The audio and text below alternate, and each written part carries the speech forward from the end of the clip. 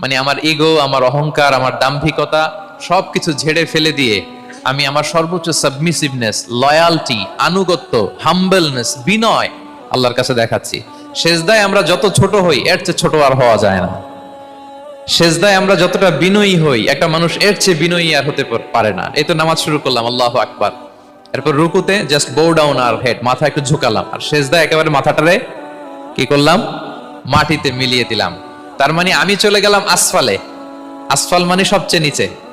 আমি চলে গেলাম সবচেয়ে, আর সবচেয়ে নিচে যে আমি ঘোষণা দিলাম সুবহানা রাব্বিয়াল, মানে হে রব, আপনার প্রশংসা, আপনার পবিত্রতা, আপনি আলা।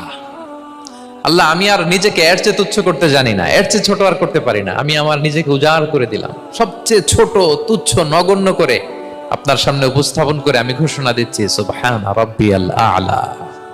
পবিত্রতা সেই রবের যিনি আলা, সর্বোচ্চ।